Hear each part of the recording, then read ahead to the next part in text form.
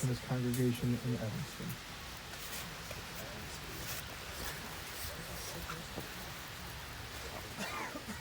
Good morning, everyone. Welcome. So we'll begin with the ceremony of Kriya.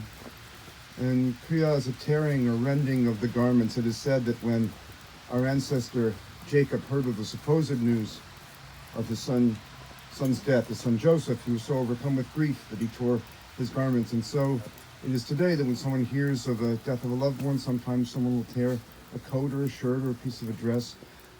Today we tear a black ribbon, and you can wear the ribbon certainly for the 7 days of Shiva, of mourning, for the 30 days of Shloshim, somewhere beyond. It's an outward sign to everyone you come in contact with that you have a tear in your heart. And hopefully in the days and the weeks and the months to come, that will heal.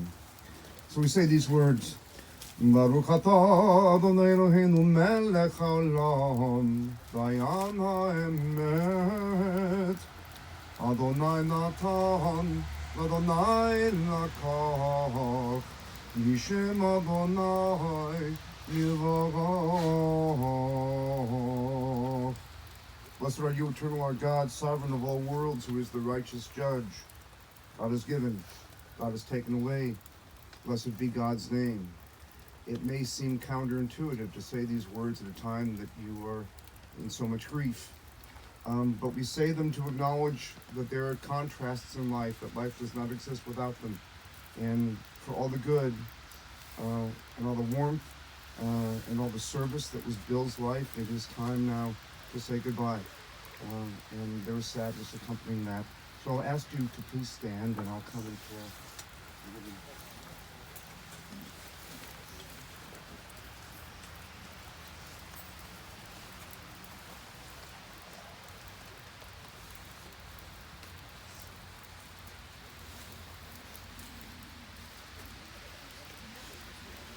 Please be seated.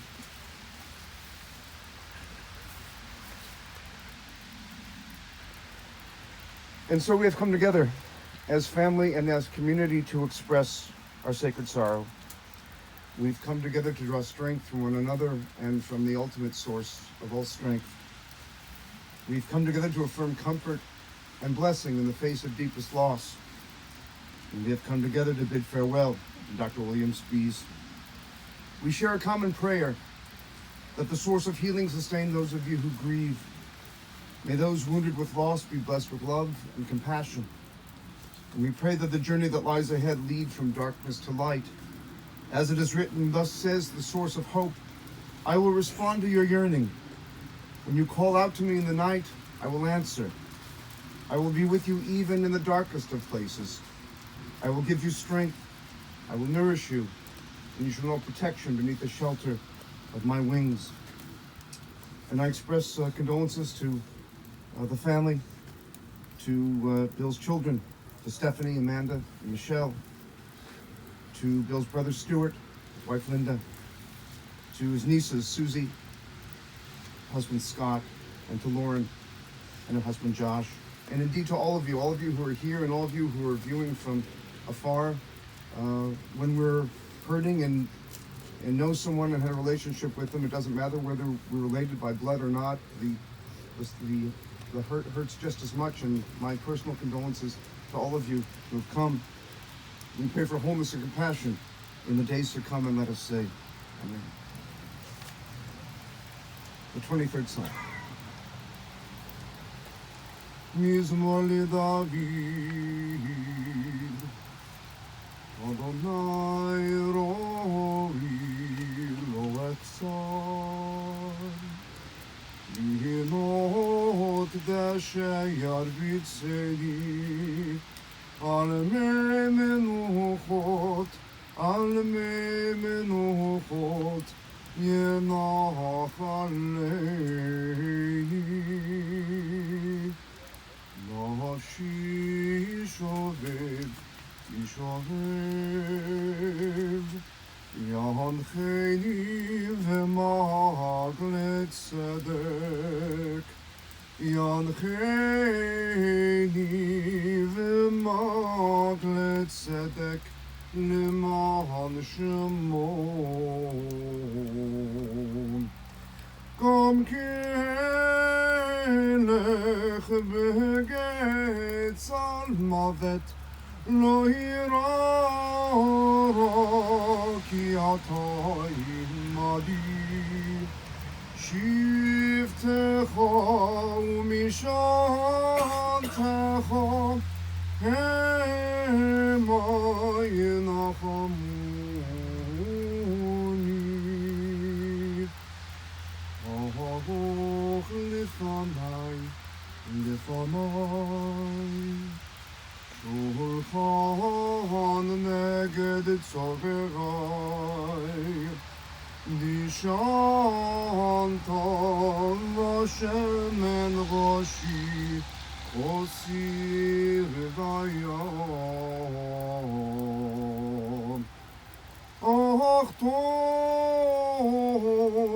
אך טוב החסד ירדפוני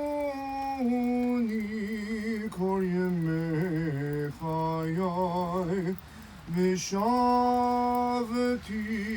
בבית אדוני לאורך ימים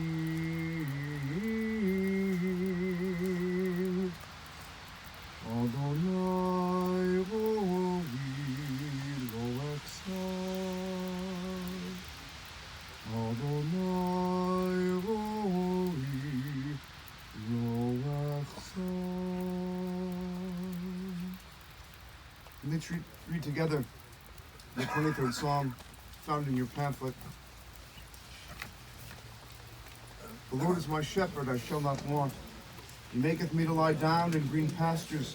He leadeth me beside the still waters. He restoreth my soul. He leadeth me in the paths of righteousness for his name's sake. Yea, though I walk through the valley of the shadow of death, I will fear no evil, for thou art with me. Thy rod and thy staff, they comfort me. Thou preparest a table before me in the presence of mine enemies. Thou anointest my head with oil. My cup runneth over. Surely goodness and mercy shall follow me all the days of my life, and I will dwell in the house of the Lord forever. Psalm 121, Nesa enai al hehavim. Me'ayin yavo ezri. Esli me'im Adonai oseh shamayim ba'aretz. My eyes look into the void. From where will my help come? My help comes from my very source, the fashioner of order and of harmony. Your guardian will catch you when you slip. Your shelter will protect you while you sleep. Your night will not last forever, for your protector will surely bring back the sun in the morning. Your source will watch over you at all times. And as you came into this world, swaddled in loving embrace, so shall you leave. From Kohelet, the book of Ecclesiastes. Nor holech v'dor ba, ha'aretz l'olam modet. Yizarach ha'shemesh uva ha'shemesh, ve'el mikomo shoef, zoreachu sham. הולך אל דרום, וסובב אל צפון, סובב, סובב הולך הרוח, בסביבותיו שב הרוח. כל הנחלים הולכים אל הים, והים איננו מלא. אל מקום שהנחלים הולכים שם, הם שבים ללכת. A generation goes, a generation comes, but the earth remains forever. The sun rises, the sun sets and glides back to where it rises again. Southward blowing, turning northward, ever turning, blows the wind. On its rounds the wind returns. All streams flow into the sea, but the sea is never full. To the place from which they flow, there they flow back again.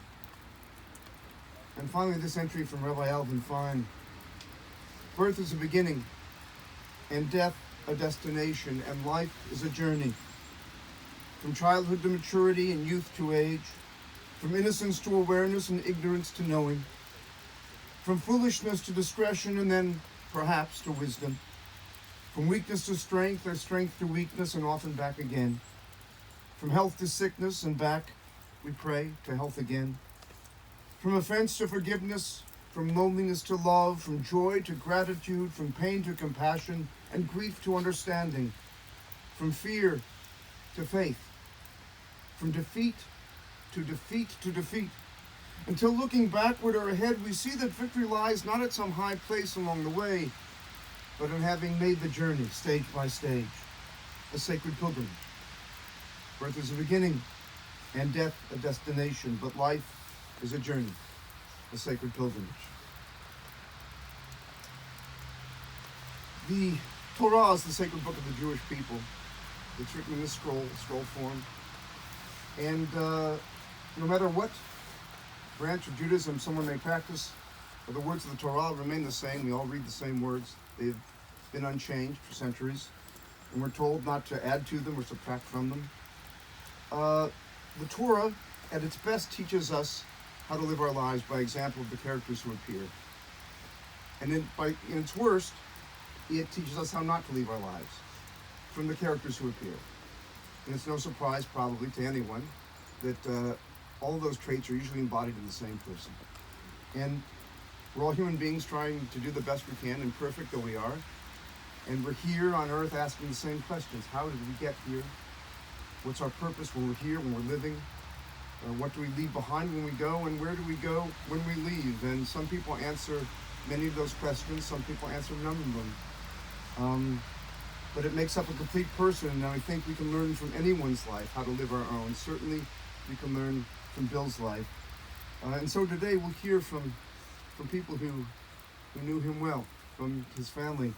And not just come here to honor his memory, which we are and which all of you have done by being here, but to take something away when we leave the grave, when we leave this place, to better live our lives. And so first we'll hear from Bill's brother Steve.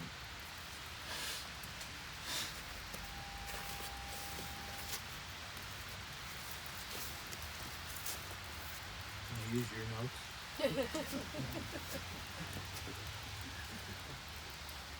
Well, as the family, we appreciate all of you coming here, particularly on this day.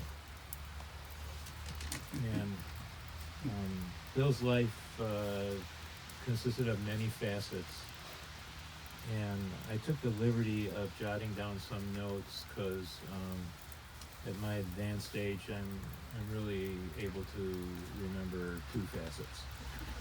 So there's more.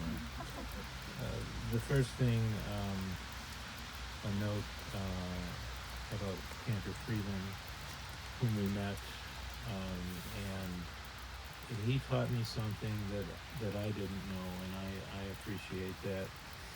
One of the last things he said as we met to talk about Bill and his kids, which was a very meaningful experience to all of us, was toward the end he said, don't forget, wear boots. and I think a lot of us did. So Bill was born actually at Wesley Memorial Hospital on December 27th, 1952. And that is now, for the folks from Northwestern, most of them probably know this, is now the land that the Prentice Women's Hospital is located on. And we actually worked in Wesley for several years when Bill came to join me. we grew up in Skokie initially, and I remember the day that my mom and dad brought him home from Wesley Memorial Hospital. The early years of his life were filled with joy. We have fond memories of family vacations, family events, simple things like watching TV together. They had that in those days. And it was a life filled with music. My father, as many of you know, was a musician and a music teacher. And Bill had an incredible amount of musical aptitude. He played the trumpet. He taught himself how to play the guitar. He taught himself how to play the banjo. I should note that he didn't really achieve virtuoso status in any of those instruments, but he enjoyed it so much, and music was a big part of his life, and I suspect we'll hear more about that from his children. He went to elementary school and high school here in Skokie, and then went to medical school at Northwestern, and pursued a career in radiology by starting his radiology fellowship, radiology residency, and a nuclear medicine fellowship at Washington University in St. Louis, which is one of the most prestigious radiology training programs in the country. When he was finishing his radiology training, I broached the subject, because he enjoyed nuclear medicine, I broached the subject, would he be interested in maybe coming down to Northwestern to work at Northwestern with me, and he said, well, I'm not done yet, and I said, I'll wait for you, I'm not going anywhere. And he joined the nuclear medicine faculty when he finished his training, and we worked together side by side for almost 4 decades. At first, we shared what used to be my office. We just kind of put another desk in there, and we spaced them together. And he used to joke all the time, because people were both Spies. They couldn't tell us apart. In those days, I had far more hair than he did, but and he used to refer to us as Scrooge and Marley.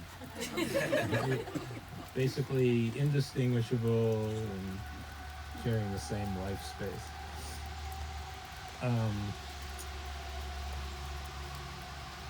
He subsequently got very involved in academic radiology and organizational radiology, and that was one of the loves of his life, to participate in organizations that were responsible for residency training and the residency exams, and he cherished doing that for the remainder of his life, really. In terms of his non-medical life, it's easy to say that he loved, as I said before, music and working with technology. He loved food and ate a lot of it.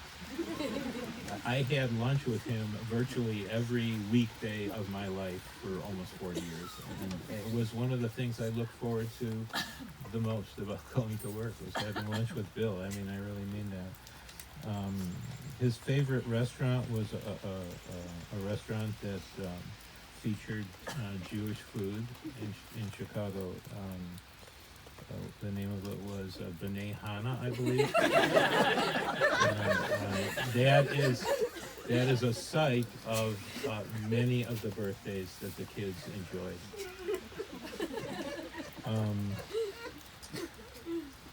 There were happy times in his life and sad times in his life, but he led his life, following a principle that it's not necessarily where you get to, but how you get there. The concept of the journey. is the reward. And he believed that and lived that way. This weather, you probably didn't notice, but this weather reminds me, of the sadness of what we're here to memorialize. And I like to think, maybe just temporarily, it's the earth saying, right now it's not quite as good a place as it used to be before Bill passed away, but that's going to be temporary, and that sadness will be replaced by enduring memories that probably all of us here have of Bill, and we will, over the weeks, months, and years that pass, we will bump into things, people, objects that will remind us of Bill and bring back pleasant memories. So once again, I'd like to, thank you on behalf of the family, because I'm the old one, for coming and joining us, and Godspeed, Bill Spies. Thank you.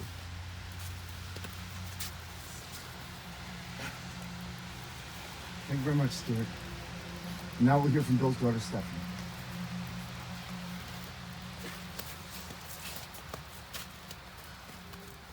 I'm not funny like Stuart, I'm sorry. My dad was one of the most wonderfully weird people that you could ever meet. He was unabashedly himself at all times, never afraid of what other people thought of him or if what he was doing was cool. He liked what he liked, no apologies, whether it was obscure old movies and TV shows, striped polo shirts worn year-round, and having sideburns well after they were still in style, insisting on eating breakfast food for the first meal of his day, regardless of whether he woke up at 9 a.m. or 9 p.m., and many more. My dad is the person who taught me that it was cool to be smart, to like books, to read the paper, and care about current events. He always assured me that being on the debate team, while not as cool as being on the chess team like him, was also cool. But what I wish I told my dad more was just how cool he really was to me. Some of my favorite memories are spending weekends with him doing stuff that maybe other people wouldn't think was cool, like building models and watching old movies, going to the Museum of Science and Industry and the planetarium, learning how to use a telescope, making me sign up for a school class on Saturdays to learn about human biology, and listening to old tapes of the Talking Heads play live. Despite his best efforts, none of his 3 daughters went into science or math fields, but all of us got treats from him that I know he would be proud of. He was a genuinely kind person. He always told me, like his mother told him, to treat everyone with respect and to not judge other people until you've walked a mile in their shoes. I think Amanda got the most of that trait, but I think we all got a little of it. He had a joy for life that was infectious. He was always cracking jokes, honestly a lot like Stuart's jokes, often groan-worthy and just as often ones that went completely over my head. And everyone around him was always more joyful because of it. He often described himself to us as a teenager inside of a man's body, and you can really tell that from the way that he interacted with everyone, dogs, small children, and adults. He thought he was so youthful that many times he would insist on going out to bars with my friends and I, and at my engagement recently, which I'm so glad that he got to be there for, just a few months ago, I had to physically force him into an Uber to leave so I could go to a new bar with my friends. My dad was a very private person and often downplayed how sick he's been for the past 7 years, even from his own family at times. He did that because he didn't want people to treat him differently, because he didn't want the people he loved to worry about him, even though they did. He wanted to enjoy every last bit of life that he had with the people that he loved. And although his life ended tragically too soon, I know that he would not want people to remember him from when he was sick, he would want people to remember him as the joyful, kind, brilliant, and devoted father and man that he was, and to celebrate his life.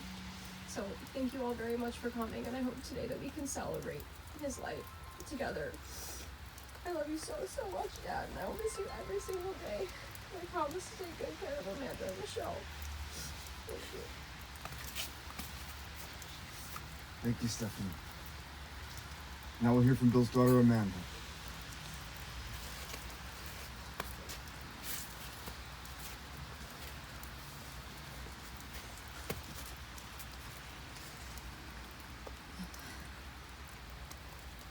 When I was a kid, I thought everyone's dad knew everything about everything. But as I got older, I realized that my dad was just smart and a giant nerd. He was someone you wanted on your trivia team and someone you hated to play Monopoly against. He taught me not to worry what other people think and that being different is cool. He always said his father taught him how to think, not what to think. He encouraged his daughters to work hard in school and to not be defined by gender stereotypes and to follow our passions. Together, we built models. I thought just we did that, Stephanie. Watched Star Wars and played card games. He was unapologetic about the things that he loved, like his weird obsession with breakfast, the world's largest DVD collection, pistachio cake, and I'm now going to call it B'nai Hana because it sounds great. He loved holidays, specifically Thanksgiving and Halloween. He really loved Halloween. And giving gifts on Hanukkah and birthdays brought him so much joy. He had a deep respect for tradition, and family was so important to him. He always talked about his kind-hearted parents and grandparents, and he had the absolute best brother in Stuart. He was kind, patient, nostalgic, and had a youthful spirit. He was always there for me, supporting my goals, attending ice skating competitions, and even some of my charity events in recent years. He coached our sports teams, judged the science fair, and always attended career day. He answered my calls at all hours and reassured me that I was not dying of some weird ailment. He loved to make people laugh and used the most obscure references that only his brother understood. When he got sick in 2014, his life and our lives changed forever. Watching him battle this illness was painful, but he tried his best to stay positive and not let this define or inhibit him. While being sick robbed him of many joys, I will always be grateful for our Portillo's lunches on the driveway and the 6 months I lived with him after moving back home. I even had the chance to work at Northwestern Medicine, where one doctor recognized my name and asked me, "Do you also eat lunch with your brother every day?" Last summer, my dad got a new puppy and named him Sam, which is an acronym for Stephanie, Amanda, and Michelle. When I see Sam now, I will always think of my dad and remember how much he wanted us to be happy and stick together. One of the last things I told him was that I loved him, he was a great dad, and he really did give me a great life. I hope he knew how much he meant to us and the impact that he made on this world. Dad, I will miss you every single day, and I really can't imagine my life without you. You have shaped the person I am today, and I hope to be even half as good of a person as you were. I really hope you're with Grandma and Bobby, and Cody, and maybe Dudley too, playing music and chess. I love you so much. Thank you all. Thank you, Amanda. And now we'll hear from Bill's daughter, Michelle.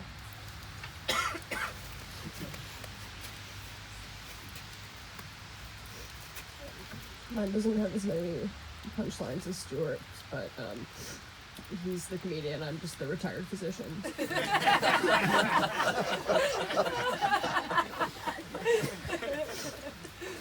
For the last few years, my father's illness robbed him of his health, but it never robbed him of his strength. He was the strongest person I know. And while it's easy to say that from the perspective of someone whom he raised, I saw his strength in many things. His ability to find humor in all situations, his steadfast commitment to his values and his opinions, and his dedication to his work. He really was determined to get better, but he was more determined to continue living life on his own terms, regardless of what his body or anyone else had to say about it. Dad unabashedly liked what he liked, as many people have said. And you can call that hyper-habitual or even stubborn, but in my eyes, my father lived his life doing the things that brought him the most joy when he wasn't using all of his effort and capabilities performing important, life-saving work. And yes, he worked too hard, but I think he also cared too much. As all kids of a certain age do, I spent some time feeling self-conscious about my interests. My dad not only encouraged me to pursue media, which is a dumb, impossible career that saves no one's lives, but I truly don't think I could have even considered the possibility if it hadn't been for his unwavering support. It wasn't just our shared love of media that propelled me to go for a career in entertainment, but his genuine belief that I am actually capable of doing that. Because I never thought that I was exceptional, but I know that he always did.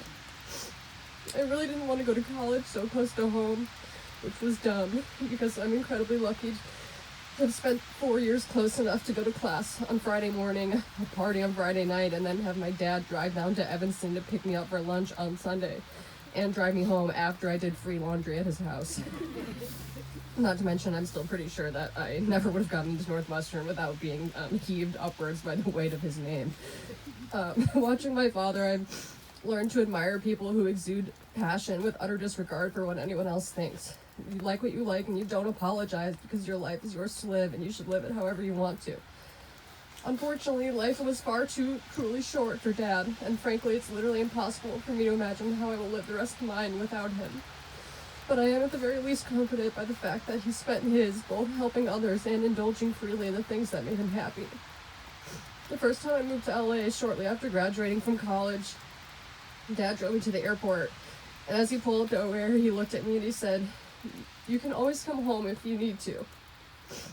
At the time, I wondered if maybe he said that because he doubted my ability to succeed, but I realized that it was really because he couldn't imagine life without me either. And more importantly, he wanted me to know that he would always be there for me whether things were going great or terrible, and he was. Dad often told us that he was proud of us, and he certainly showed it in the fact that he came to as many nonprofit fundraisers, debate tournaments, and comedy shows as he possibly could, taking pictures with both his phone and his digital camera. I don't know how that's different. But he also had a particular facial expression that he would make, something that was almost imperceptible behind his eyes when he was genuinely impressed by his kids. It was like a tiny turn of the lips and a slight widening of his eyes. It was almost like he sometimes couldn't believe what had descended from him. Even though he sometimes texted me when he meant to text Amanda, resulting in an oops, wrong short guy text. I know that we each had very different relationships with him, and he instilled different things in each of us. I feel like a lot of people worry that they're going to turn into their parents, but from a young age I always took to a lot of things that my dad liked. And the more I recognized qualities that he had in myself, the more I realized that that's something to be proud of. Frankly, it just sucks that the result is me inheriting hundreds of Blu-rays. I mean, that part doesn't suck because I've always had my eye on the Hitchcock collection. And he's definitely correct that physical media is the only way. But watching it won't be the same without him contextualizing it with a story from his youth or telling me how famous an actor I've never heard of was at the time. It feels really wrong to be standing up here in front of this many people and not have my dad in the audience with multiple cameras in hand. But, of course, it's no surprise that Dad had this many people who love him. Because you were all of our shared passion, Dad, and you brought everyone here joy. And we're going to keep telling the same stories about you over and over again and not caring if anyone's heard them before. I love you, and I'll miss you every day.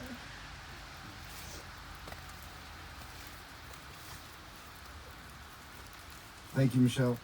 Thanks to all of you. We all know of Bill's professional accomplishments, which were many. And here's his personal side. He was born in Chicago at Wesley Memorial, which became Northwestern, the place that he would spend his life's work, December 27th, 1952. His family lived in Rogers Park, and Devon and Damon, when he was 4 years old, they moved to Skokie, and he attended Middleton School and Oakview Junior High School, graduated from Niles East High as the co-valedictorian, and then entered Northwestern, as Stuart said, in the special medical education program, where he did 2 years of undergraduate and then went into to the med school. He was a trumpet player primarily, but played guitar, banjo as well, taught himself. And also he was a chess player, not just a good chess player, he was a great chess player. He led his team to being second in the state of Illinois, only because there were a couple of members of the team who were absent. They would have gotten first had they been able to play and register their results. And who taught Bill how to play chess? Stuart. But he said very, very early on, Bill could beat him, and it was always a matter of little frustration for me. Right? I always said, you always want your student to surpass you. And Stuart said, no, not in this one. Bill loved movies, as was said. He loved horror movies especially. He loved The Mummy. He loved Bride of Frankenstein. He called, and he liked to watch movies in the theater. This is what I really loved hearing about him. He liked to go to the movie theater. He called it the immersive experience. He loved the movie Planes, Trains, and Automobiles. Every year he would watch A Christmas Carol. The Alistair Sim version was the preferred version. And he would always read A Christmas Carol. And even if no one else was there to read or doing other things, he would read it to himself. He loved it that much. He loved the movie Young Frankenstein. Stuart, you said, Bill's your best friend. He was a great collaborator. How wonderful it is, to have someone you love to eat lunch with every day, right? But also to do your life's work and someone you trust as a partner. Few people have that in their lives. Bill loved to plan vacations. He loved to plan where you would eat breakfast, of course. And he loved Walker Brothers. He loved a place called Fans, I think Chinese food. He loved to go to different places. And he would get the same thing, he'd order the same things, he'd go to the same places. Always, as I was told, with his Sony camcorder in his hand, attached to chronicle everything. He loved it. His great love was that he was able to see each of his sports teams achieve a championship in his lifetime. Not easy for a Chicago fan. He also loved blackjack, and he was very good at it. He read a book called Beat the Dealer. He not only read it, he memorized it. And he became a very, very good blackjack player in Las Vegas. And he would go to Las Vegas. When he first went, he was underage. So he would, he grew a mustache, and he kept a cigar in his pocket, so he would look older. And I love that about him. As Susie was saying, when Bill would give gifts, he wouldn't just give a Starbucks card for coffee for $20. He would go and pick out the gift especially for the person. He knew what you liked, and he took great pleasure in giving you what you liked. It's a great trait in anyone, any human being, to serve people as they would like to be treated, right? To give them what they like, specifically. And as was said, Bill loved Halloween costumes, loved giving out candy to the kids. He once ordered a Darth Vader costume to be delivered to the Department of Nuclear Medicine at Northwestern. It was a full-size Darth Vader outfit, and he had to keep it there because he couldn't fit it in his car for many years. He finally got it back in. He loved Mannheim Steamroller. He'd listen to it in the car even when it wasn't Christmas time. And he loved Christmas time. He loved traditions. He was a Jew, of course, but he loved all the holidays and traditions of the seasons. He lived a Jewish life of culture and tradition. As I scrolled through the obits in the Chicago Jewish Funerals website, and I saw what people had written in tribute to Bill, and uniformly, they talked about how he was, if they were colleagues or people who'd been mentored by him, how great a professional he was, how much he cared, how he would read the film of people's of his patients, each individually, knowing that was a person, not just a number, not just someone, but to take care that this was a person. You know, as I think Michelle's, as you said, you know, if you make a mistake in your work, if I make a mistake, people hear maybe a sour note. It's not such a big deal. If Bill made a mistake or Stuart made a mistake in their work, it cost people's lives. It was very, very serious work.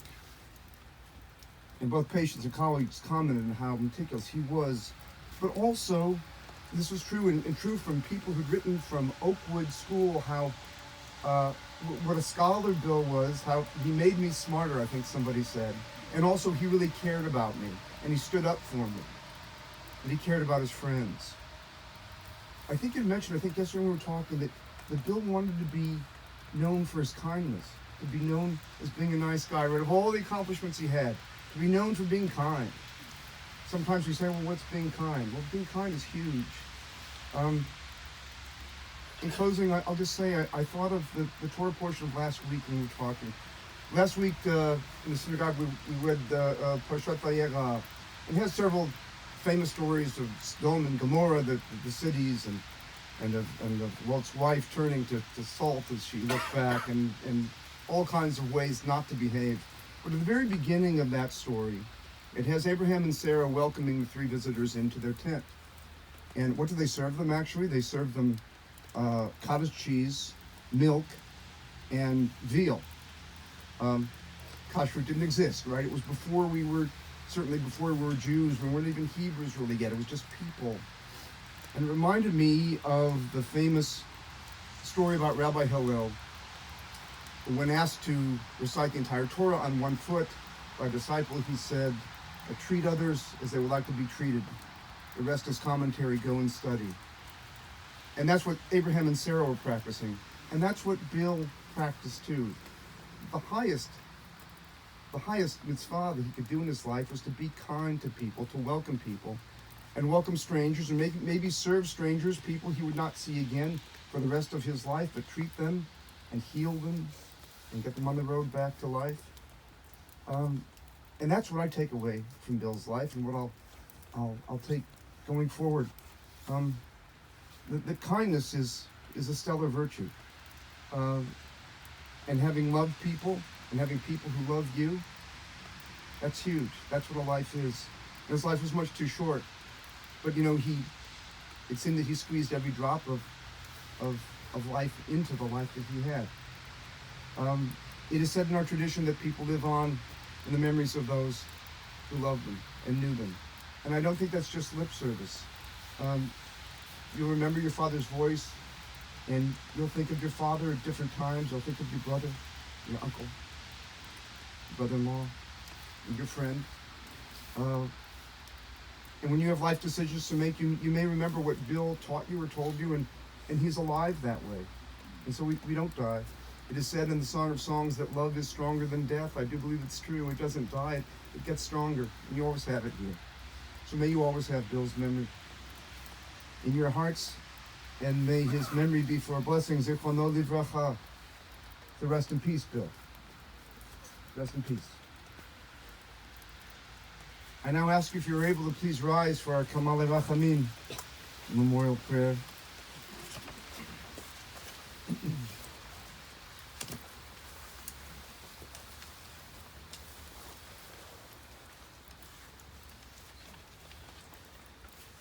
El Rachamim Shochen Bamramim Ametzeh Menachanechon Tachat Chanfei Hashchina B'malot Kiddushim U'Tehorim Kezohar Akiyah Masirim Et Nishmat Chaim Asher שהלך לעולמו. אנא בעל הרחמים הסתירהו בסתר כנפיך לעולמים. וצרור בצרור החיים את נשמתו. אדוני הוא נחלתו. וינוח בשלום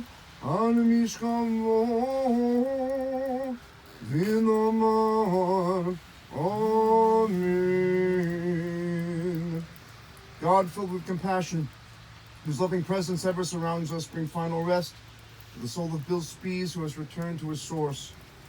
May the memory of his life shine forth like the brilliance of the skies above as it brightens our own lives even now. May you, who are the source of all compassion, shelter him beneath the protection of your wings and bind his soul among the living. He may rest in peace. Let us say, Amen. And now I invite the family to join in Kaddish Atom, the mourner's Kaddish, which says nothing of death, but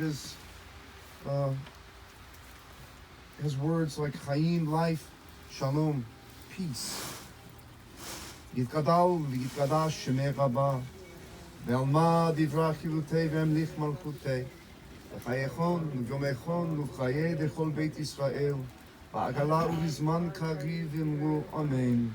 Yehei shemei Rabba mevarach le'olam le'olnei olmaya, יתברך וישתבח ויתפעל ויתרומם ויתנשא ויתהדר ויתעלה ויתחלל שמי לקודשה בריחו ואלה מן כל ברכתה ושירתה ושבחתה ונחמתה ואמירן בעלמה ואמרו אמן. יהי שלמה רבה מן שמיה יחיים עלינו ועל כל ישראל ואמרו אמן. עושה שלום במרומיו הוא יעשה שלום עלינו ועל כל ישראל, ואמרו אמן. עושה שלום, שלום, שלום במרומיו, הוא יעשה שלום עלינו. עושה שלום, שלום, שלום במרומיו, הוא יעשה שלום עלינו ועל כל ישראל ועל כל יושבי תבל ואמרו אמן. And we make peace in the heavens, make peace for us and for all Israel and for all who dwell on earth. And we say, Amen. Please be seated.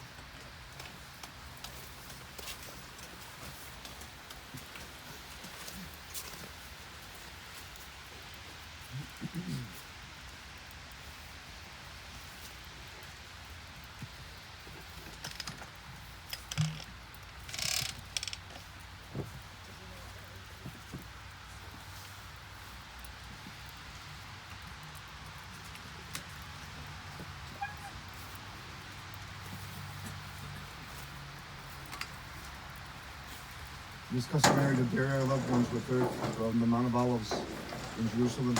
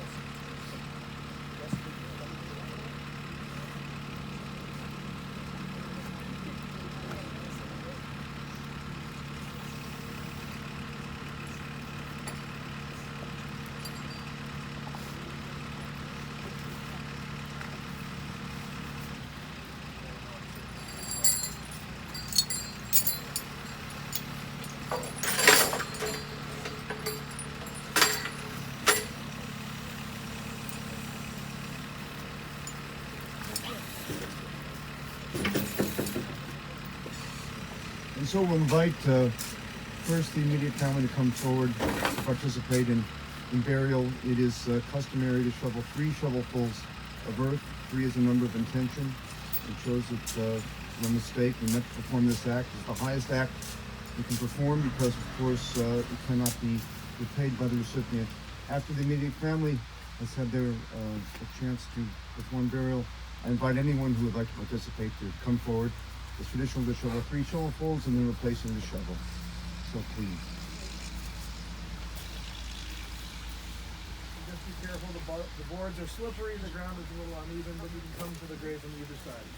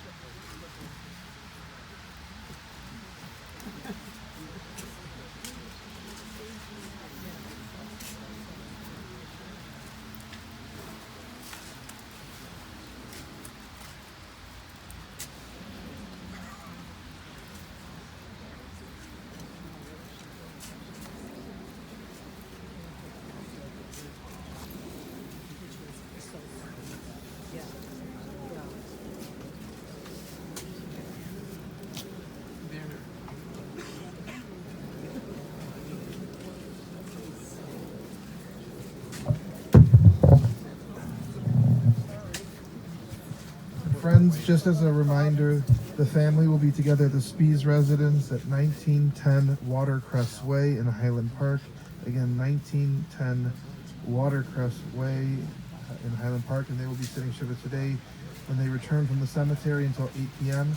And the family has also requested that any memorial contributions in Bill's memory to the American Lung Association, and that information is available in the service folders and also on the website. And at this time, we are going to conclude the streaming of the service. Thank you.